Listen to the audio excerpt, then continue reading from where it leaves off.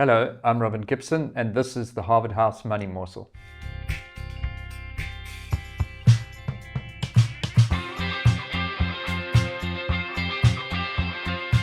Welcome back. Thank you for joining us again. Don't forget to like and subscribe and click the bell so you get a notification of when we're releasing a new video.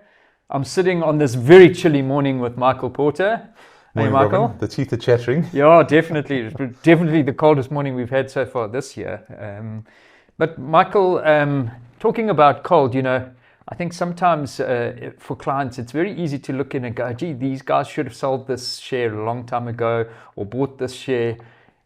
Running a portfolio is so easy when we look in the rearview mirror, isn't it? But that's not how it works in practice, is it? Yeah, absolutely. I mean, wouldn't it be lovely if we all knew exactly what was going to come down the line? It would make financial planning a lot easier and asset management a lot easier. Yeah. But Robin, it's exactly that. I think a good case. Maybe we can just use an example this morning is Mr. Price. So Mr. Price has been a great company over many, many years. Not just because it's Natal born and bred, but it's been a great company. It's got a lovely niche in the market.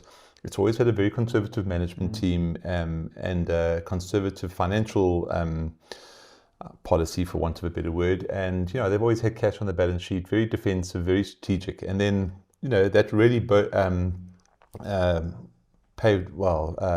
served them well in COVID because they came into COVID. Obviously, things were under a lot of pressure, had a very strong balance sheet that allowed them to do some acquisitions, which has allowed them to grow. And so the case has been going on.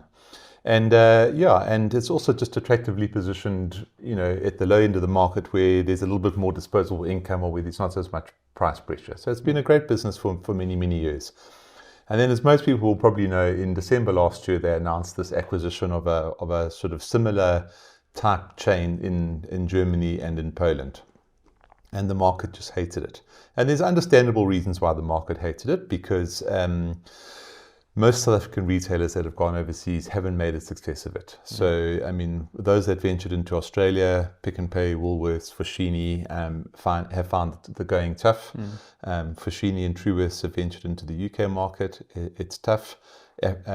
Retailers have ventured into Africa, and it's fine, but they certainly have withdrawn from the presence they had a couple of years ago. So retail isn't maybe as transportable as you might think it is. Anyway, so the market hated it. Mr. Price think it's a wonderful deal. The market hated it, and the share price has been under pressure ever since. And yes, listen, it's also been a tough environment. Anyway, we had Mr. Price's results this morning. The operational performance was good. They're growing. Their core brands are doing well, and the share price is up 10% this morning. Now it's not back to where it was prior to the announcement of the NKD acquisition. But I think maybe the point that you're trying to make is that markets don't always get it right. There's a lot of different players in markets, and there's a lot of different agendas in markets. People are doing different things for different reasons, and in our market, that's also not, not particularly, there's not a huge amount of depth. You do get asset managers running from one side of the ship to the other, and something like Mr. Price falls out of favor. But if you believe in the management team, and Mr. Price has always had a very, very good management team. It's one of the things that we've been talking about at our Insight seminar, is the benefit of quality management. If you believe in a management team, sometimes you do have to give them the benefit of the doubt, because they are much closer to the business than you are. And as much as financial analysts like to think that they are the cleverest people in the room, they're not always the cleverest people in the room. Michael, I mean, it brings up an interesting point because, taking Mr. Price as the case in point, we had two very high-profile asset managers who actually wrote an open letter to the management of Mr. Price. And within weeks of those letters, we had another very high-profile asset manager buy a big stake into Mr. Price. They had different views totally. So, I mean, I think maybe the thing to explore is when we're building a portfolio, it's wrong for clients to assume we're always going to get it right. For reasons outside of our control, and because of that kind of disparity in view, there'll be times when we get it wrong, even with the best of intentions, isn't Exactly, Robin. I mean, obviously a market is only made by people with opposing views. If everybody had exactly the same view, the market probably wouldn't trade every day, you know. And so, yes, opposing views is what makes a market.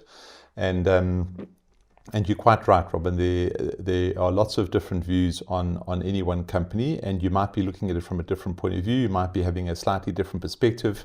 When we build a portfolio, we might want some, one of our themes has been the supported consumer. If we're looking at sort of retail, obviously you've got sort of food retail, which is quite defensive. But if we're looking for something on the clothing side, then, we narrow it down and okay, this is the company that fits that profile.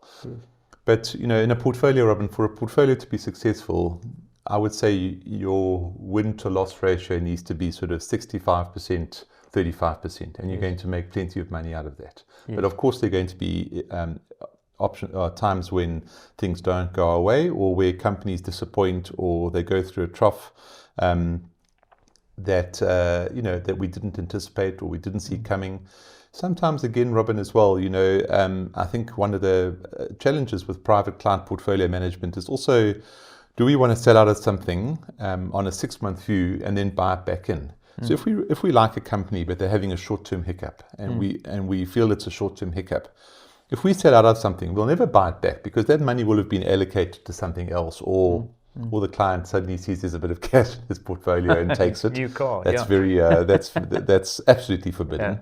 But so if we see that there's a short-term hiccup, we sometimes going to ride through it because we like the long-term story, we like the management team. We'll ride through the hiccup because the rest of the portfolio can carry it, and we'll just be there.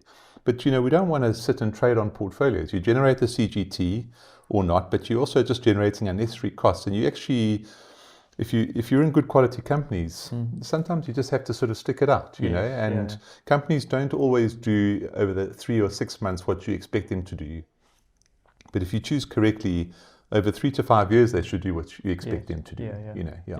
So, I mean, it's actually quite an interesting one. If I can go back to those three, let's take the three disparate asset managers, the ones who wrote the letter, I'm putting them in one bucket, the one who bought in, and then maybe take us as number 3 in that. We see things very differently. The guys who wrote the letter are completely total return based. So they're very, very concerned about short-term movement in the share price because of the implication. The other asset manager is a deep value manager. They like to buy companies that they know if they go bankrupt, they will make money on them.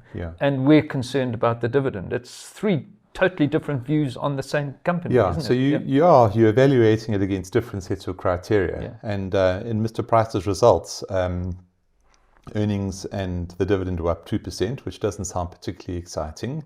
But obviously they expensed a lot of the acquisition cost of NKD coming through this period. So that was sort of 300 million of expenses that wouldn't have been there otherwise.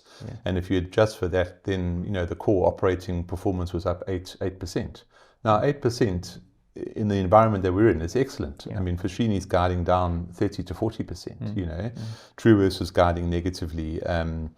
And a couple of other retailers are as well. So again, I mean, on the core operational side, Mr. Price is doing very nicely. I mean, they've increased the dividend by 2%, which again doesn't sound like a lot, but we're not in Foschini that's dropping the dividend by 30 or 40%. And again, so what we look at it, and from the security of the balance sheet and the security of the cash flows, yes, the share price has been a little bit disappointing, but Mr. Price hasn't disappointed us on one of our core metrics, which is the dividend.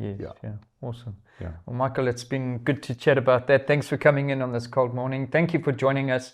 Don't forget to like and subscribe, and we'll catch you next time. Bye-bye.